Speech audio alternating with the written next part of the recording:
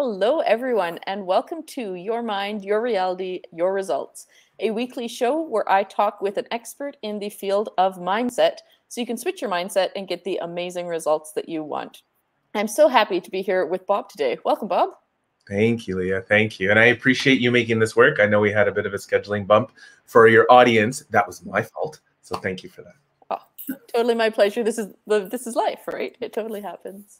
If you haven't met me before, my name's Leah Fink. I'm the owner and founder of All Thrive, and I help people protect themselves from the pain of damaged relationships. And I'm always happy to chat with anyone about what that actually means. I would love for you guys to be able to capitalize on the amazing expertise of Bob here. And so please feel free to comment and question if you're watching this live, and we'll be able to answer that. And even if you're not watching this live, feel free to toss those in the comment box because we'll be able to see them and get back to you and give you some answers. You don't want to miss this opportunity. So with that, why don't you start by telling us how you got here, Bob? What kind of makes you an expert? Thank you. I've been an entrepreneur for about 18 years. I think I'm running into 19. And of course, through that journey, it's been very fluid. You'll meet a lot of entrepreneurs who experience great highs and great lows, and some returning to the workforce and leaving the workforce. But over these last 18 years, the one thing that's remained consistent for me is this idea of how do I let people know that I'm the trusted expert or the trusted advisor in what I do. I've gone through two major life changes, which has required me to rebuild my personal brand 3 times. So everything I talk about and everything I'm hoping to share today comes from pure experience. I don't often talk from a textbook, and I don't want people to make the mistakes I did. I went from being living in a car and living in a storage unit to owning my first investment property. I really want that for the people that are around me, for sure. Amazing. Well, and you talk about something that's both so topical, but also something that there's a lot of noise about. There's 50 experts everywhere telling you this is what you do and play this ad on Facebook and do this here. So, yeah, do you want to start off by talking a little bit about kind of that social media struggle maybe, or the place that a lot of entrepreneurs maybe get trapped in social media as they start out? Yeah, so and thank you for pointing that out. My main topic is this idea of how do we get seen and paid as the expert that we are. So of course, granted that I've done this 3 times, there are a plethora of experts, as you had said. My focus is how do we use digital? And I'm so excited to be on your show here because what I want to talk about today is I have lots of videos talking about tactical and practical, but today I want to talk about sort of the mindset and the mental health aspect of what it takes to really succeed on digital.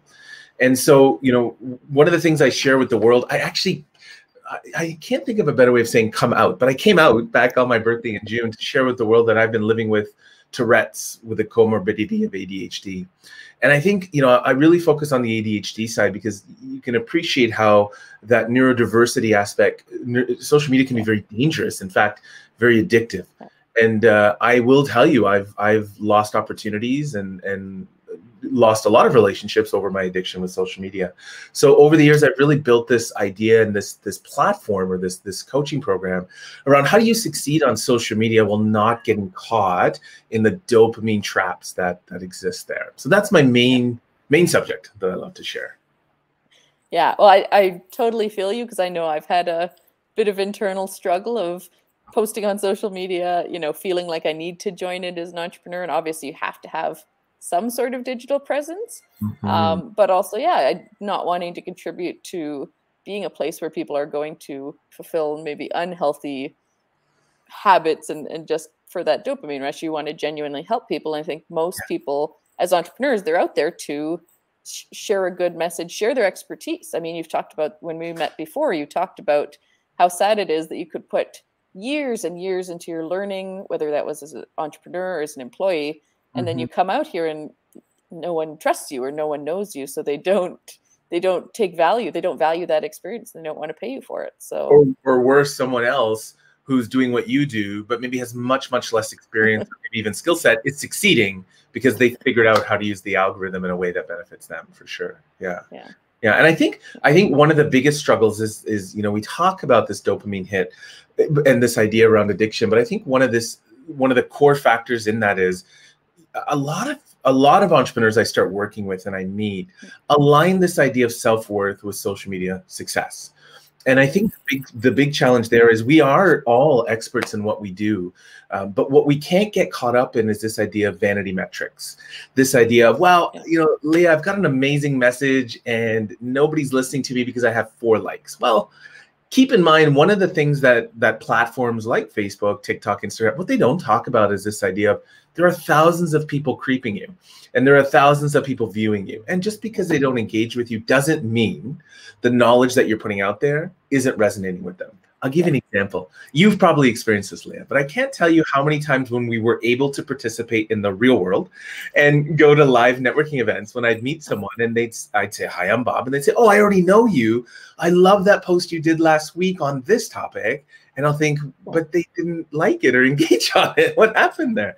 So that's, you know, sort of my first iteration to people is understand that when we're using social, digital, and all of these tools to get our message out there, it's not about us, it's about them. It's about who we're serving. So, you know, when I talk about these 3 key pillars of marketability, credibility, visibility, we start with marketability is who is it you're going to serve? Who are these people? What do they look like? And in fact, my preference is to focus on their psychographics. How do they think? What excites them? What saddens them? And I think as experts, one thing that a lot of us forget, especially as entrepreneurial experts, is we have a great power. Yes, I'm happy to use that Spider-Man quote. You know, great power comes great responsibility. We have a lot of power because what happens is we have knowledge that can help people transform to be better. And when we get lost in the idea of, well, I need 1,000 likes or 100 views or I need 30 shares, we've forgotten that it's not about us. It's about the people that are watching this now. Are they receiving transformation? And I can tell you from experience, when I've started working with people who have not had that mindset shift, you'll notice their content isn't transformative. You'll notice their content is very flat or maybe even self-serving. So when we talk about that first pillar of marketability, that first mindset shift is we're here to help others receive a level of transformation. Transformation. Who are they? What, you know, think about their age, their gender, but also think about how they think, what makes them, what are their values? My favorite hint to give here, Leah, is it's usually us before we received our transformation. So when we have this knowledge and this gift, who were we 5 years ago before we had this knowledge and gift? So that's where I always start, is this idea of, you know, don't make it about us, really focus on about them for marketability. That's awesome. Yeah, and it's interesting because so many people, I'm sure that is their intention, is to help people to get it's so lost because it feels maybe complicated or overwhelming, or there is that doubt about how to make it work for you. Because of course you do still, if you're investing time, you want that return, you want to know that it's useful. And I'm not sure if you're going to talk about that, a little bit about that, how you track that this does have an impact in the long run if people aren't liking or commenting and, you know, maybe not in a live networking event right now, they can come up to you and go, oh, of course I know you, Bob, from your posts. Yeah, I think that's a great point. And that gets into our second pillar of credibility, which really talks about this idea of how are you establishing that you are that go-to expert? And that includes measurability. How do I know that when I'm sharing content, posting content, putting content out there, that people are receiving transformation? And there's this one key word that's really, really, really important. And it's this idea of conversion. So we all want people to take a certain action based on how we've established our credibility. Credibility is established by social listening. What are people struggling with? Social networking. Am I spending time in the places they are struggling with this with? Social influence. How am I letting them know I'm the expert? And then social selling. How do I make an offer so that they can receive that help from me? So social selling is the conversion generally we're looking for. Have they taken an action to say, hey, I'm raising my hand. I'd like to learn more. How can I learn more? And this is a very good example. You know, in credibility, when we talk about mental health, we sometimes get caught in this idea of vanity metrics and comparatitis. How is it that this expert's doing so well? Or how come that person who I'm prejudging not to be better than me is getting all of these people engaging? Well, vanity metrics is not a great measurement of credibility. It is super, super easy to, you'll hear people call it hack algorithms by buying followers or engaging in clickbait. There's so many ways to do it. When it comes to credibility, the only measurement you should have is conversion. What action do I want these people who I want to help, by the way, who I love, who I actually care about, What action do I want them to take? Do I maybe want them just to sign up to my email list so I can nurture them? Do I want them to get on a phone call with me so I can hear where they're struggling, learn from it, and maybe make an offer? Or do I want them to be ready to take action, be bold, put down the credit card and say, hey, let's get to that next level. Conversion is the only thing we should worry about, because I can show you examples of people who have had 4 likes on a post and sold a $2,000 program. It really is about establishing yourself as that credible expert and measuring that conversion, as opposed to, they don't like me, I didn't get a lot of likes, Tom Jane is getting so many more opportunities than I am. You know, I think that second pillar is where that's really important. Yeah. Well, and once again, where the mental health might play in a slightly different way, not just that you go on to social media to get your dopamine hits, but if you're not getting them, or if you start having a story in your head about how unworthy you are because of the response you're getting, of course that's going to impact your health, your happiness, your desire to do it again, knowing that you need to keep posting. I would even say it would affect your ability to convert, because if you're not showing up 100% ready to serve, your ideal client or whomever's in front of you is going to sense that. So to your point, we do need to really work on those aspects of self-worth, self-value, self-justification. And that's why I'm a big proponent of having boundaries on social media. I encourage people to spend at least an hour a day working on their digital, but that hour should be purposeful, not watching cat memes or getting lost in TikTok videos. It really should be about, how am I showing up for this 60 minutes to serve the people I want, and then making that break. An example is, I just shared with you before we jumped on live that I actually am in the process of a Facebook detox right now. I've removed it. I've gotten rid of it. Although I have an account, I have no friend connections. I have nothing there. And I will be very transparent with you. I am noticing a difference. I am noticing that when I'm having lunch, I'm almost preparing myself to come to my desk to go on Facebook, and I have to catch myself and say, no, that's not what I'm doing. So that aspect of boundaries is also critical. So avoid comparatitis, set your boundaries. And again, to your point, really work on that self-worth, that self-value, whether it's with a coach, whether it's being part of your community, or whether it's just, having someone who cares for you and supports you in that way. Awesome. I love it. Yeah. So then pillar number 3. Pillar number 3, visibility. Yeah. So visibility is an interesting aspect, because once we've established marketability, we are the goats. We know who we want and we know how to serve them. And we've established credibility. Here's how I'm showing up to show people I'm the right person for them, to help them. Visibility is more a way of scaling or automating. So we talk about 4 micro pillars in here, which include search engine optimization, email, joint ventures, and webinars.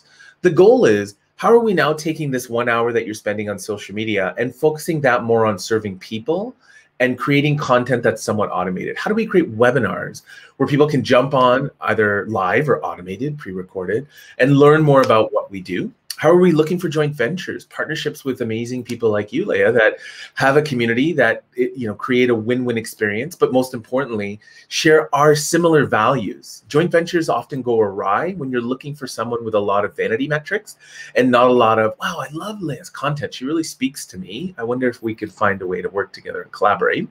And then, of course, we get into email, which is my favorite way of getting people off of social media and getting yourself off social media. So, if we leave people on a Facebook page or on a TikTok account, there is a risk that we lose access to them, we are at the behest of the algorithm, meaning they may not see us as often.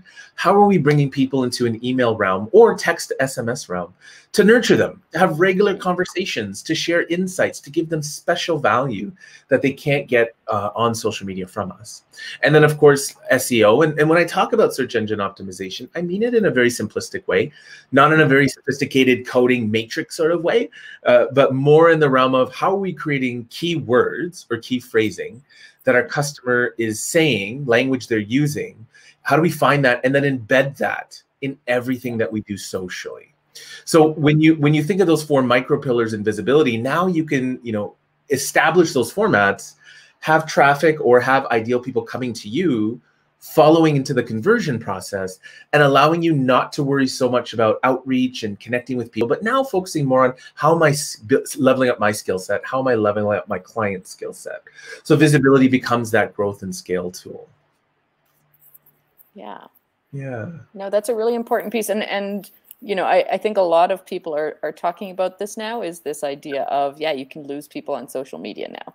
Yeah. And things are changing with how everyone sets up, and, you know, like you said, the algorithms and the requirements to be seen by so many people. Do you have any tips for people particularly that you found most effective to getting people on your mailing list? Yeah. So let's talk about, again, let's go back to a little bit of mental health. So the first aspect is when you're getting people on your email list or some kind of list that you can nurture them on, be patient. You may have 1,000 likes on a post and maybe only 2 email opt-ins. Remember, those 2 email opt-ins are people that want you. They've taken the effort, as easy as you've made it. They've taken the effort to opt in and allow you to have their emails. Emails today are almost as akin to exposing yourself. People don't want to give their emails because it's so vulnerable. People can reach me. So, you know, be patient with that aspect of, it's not necessarily about the numbers, the quantity, it's about the quality of those who sign up. Yeah. The second piece of advice I can give is don't look for virality. You know, there's this idea of, especially TikTok. TikTok is really driving this home, this idea that you can go viral on TikTok if you do a really fun dance and share some knowledge. And please, I'm not by any means mocking those who are successful on TikTok. What I want to get out there is those who are successful on TikTok are in a place with their confidence. I'm not saying they're confident, but they're in a place with their confidence where they can create that content easily. Not all of us can do that. Not all of us want to be vulnerable and sharing things online. So when it comes to creating your email list, don't look at creating viral posts to pad your email. Rather focus on creating posts or content that's really quality driven. And really, the best way I can say it is it garners curiosity.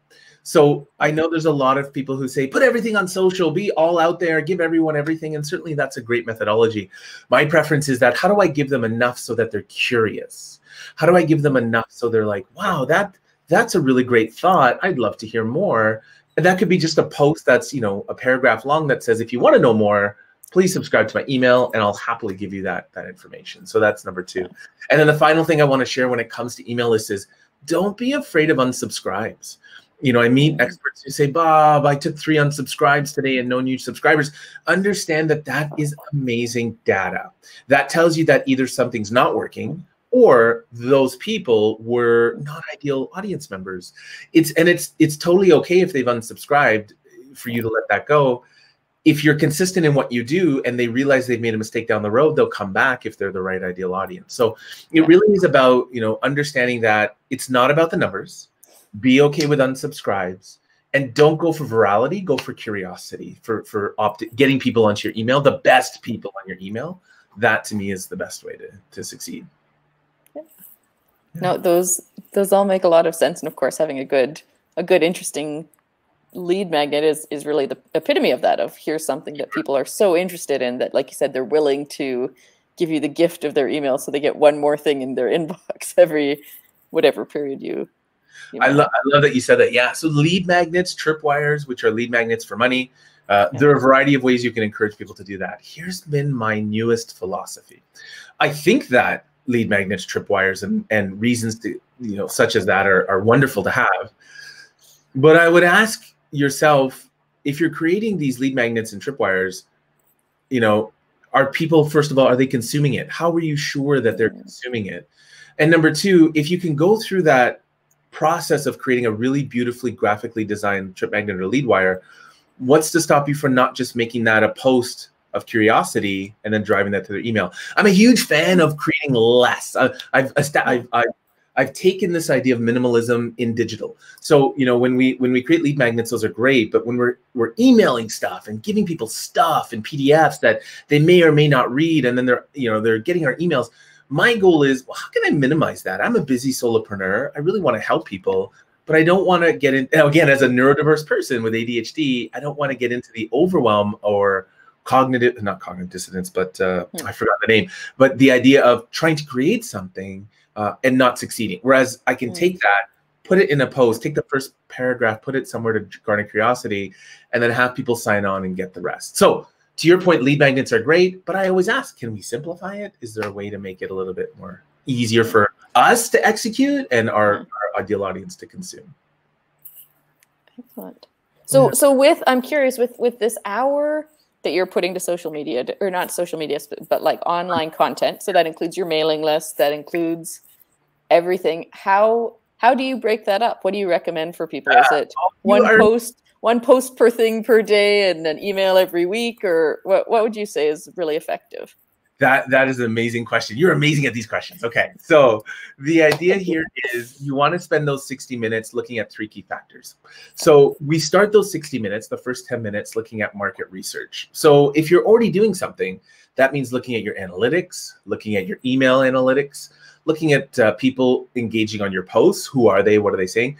And what you're trying to do is you're spending those first 10 minutes getting a feel for, is my content working? Are people sharing, engaging? Are they commenting? Are they commenting on something different? The number one example of this is, do you ever put an Instagram post where you're feeling really good about yourself and share some amazing information, and all the posts simply say, you look beautiful? So, okay, thank you, but I don't know that that was the purpose of the post. So the idea here is, really taking those 10 minutes and looking at that data.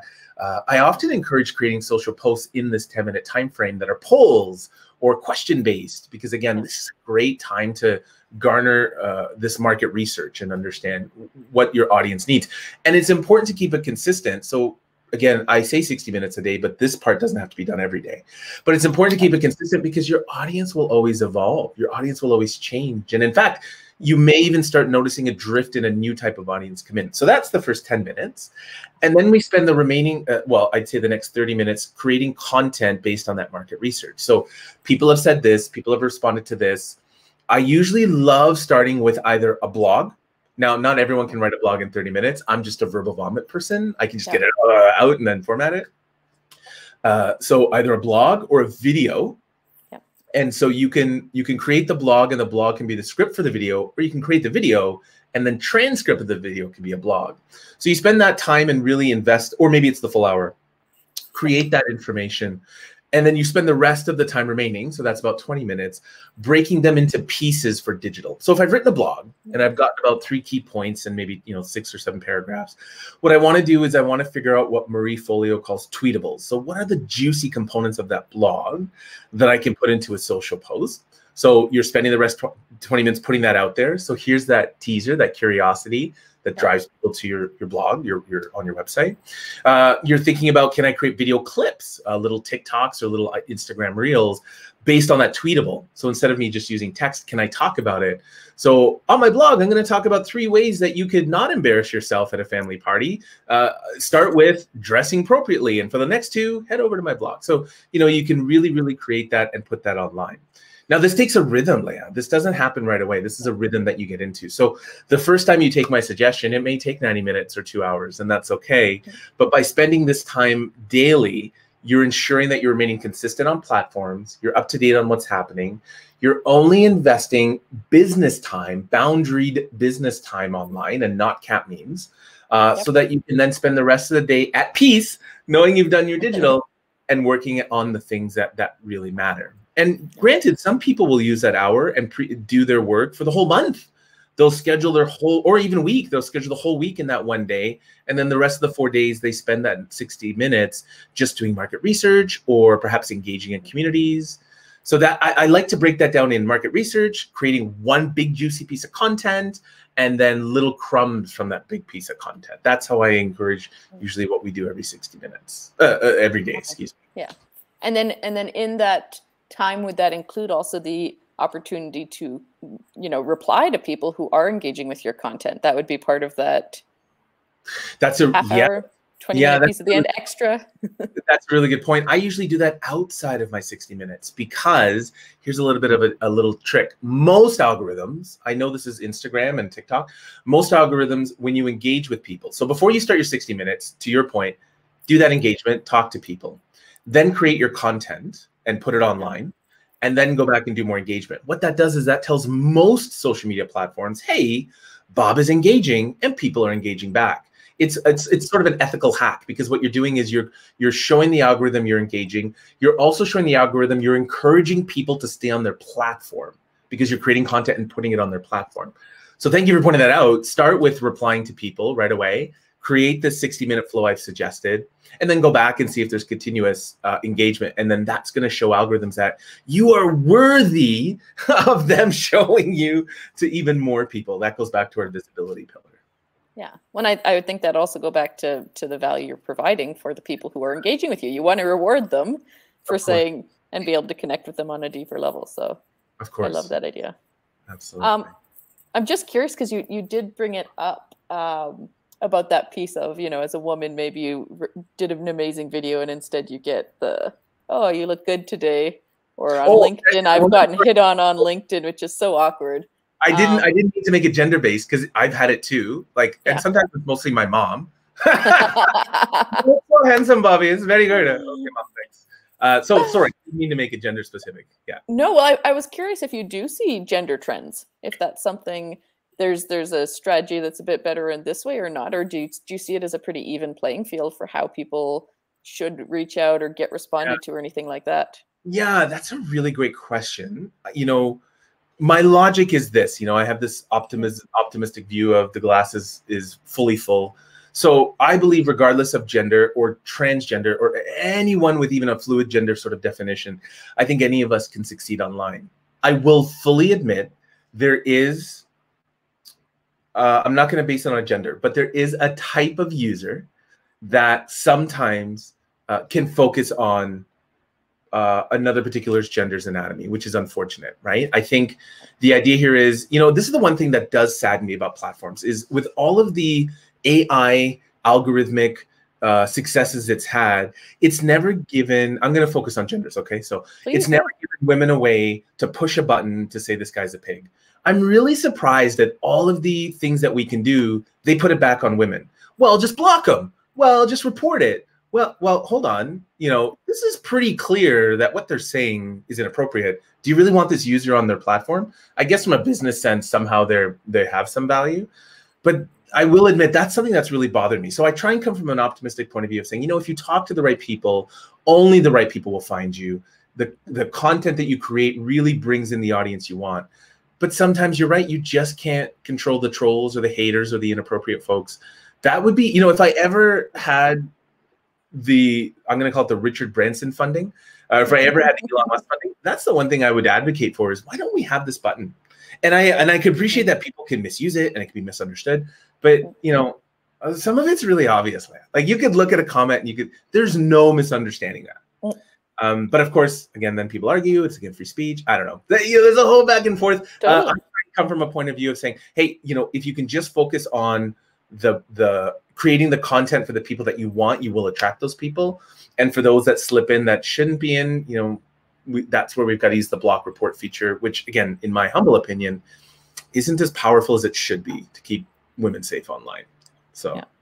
No, and I was just curious about that. And to me, the part that you mentioned was really more around that first piece or that second piece, whatever we talked about it, about how you're perceiving yourself. And, you know, there might be more fear for women or people who've had those negative experiences online where people were judging them, trolling, whatever that looked like. And that could be, like you said, women, men, any gender that could happen. But to not take that as a personal piece or do their best to feel safe, even in this environment that unfortunately has hurt them a little bit. And I love the idea of, it'd be great if we could have a little bit more of a button there. Yeah, it's really interesting because again, I do advocate for using these platforms to get seen and paid as an expert, but you know, that's sort of, I guess, why I talk about don't get lost in the comments. Don't you know, set your boundaries. Only commit that time there. Over time, I can tell you. Actually, I can tell you over time, if you continually report those people and you continually focus on content, the algorithms eventually filter them out and you get the people you want. But I will tell you, I've seen it take years. And I know that sounds dramatic, but because I just can't speak to what, it's funny, I have a minor in abnormal psychology and I should be able to speak on this, but I just can't understand why there's this sense of entitlement that it happens. So, you know, if people are feeling unsafe, there are other ways you could do it. You could create content. It's unfair, but you can create content that's unvisual. You can use animation. You could use other elements that doesn't require you to put yourself vulnerably out there. certainly you can do that as well, which I think is an unfair way to do things. But if it gives you a sense of security, there are other ways to have success on social without having to, for lack of a better word, expose yourself on social or put yourself visually on social. Totally. Well, and now we're going to have another talk about abnormal psych and why trolls exist. Listen, I've been thinking about going. A dear friend of mine, he went back to school for behavioral psychology, and I was like, it was a minor when I took it. I really want to go back and make it a major degree, like really, because you can appreciate, especially the topic we're talking on. Topic we're talking on is, you know, I think a lot of marketers or even experts forget about the psychology of social media. Here's a good example.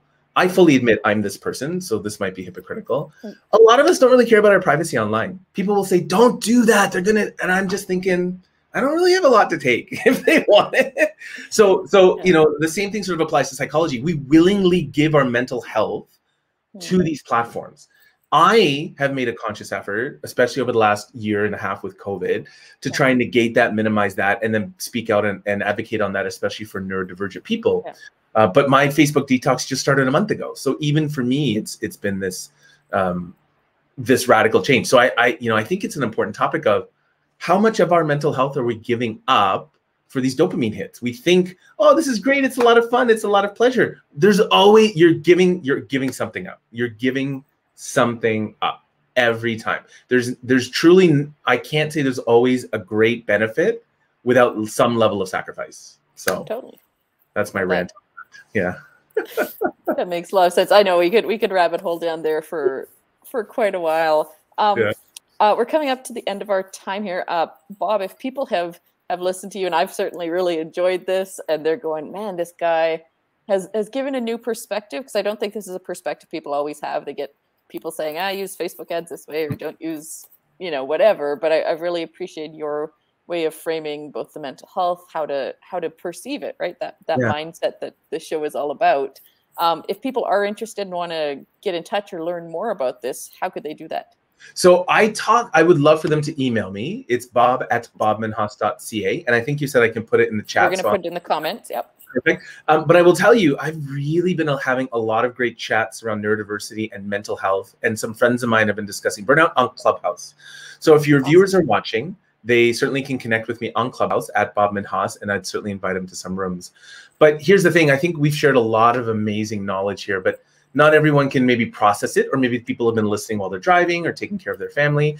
So what I want to do is I want to put out an offer. If you're watching this podcast right now, what I would love for you to do is, if you say, Bob, I need a little bit more. Can I talk to you more about this? Can I word this out more with you?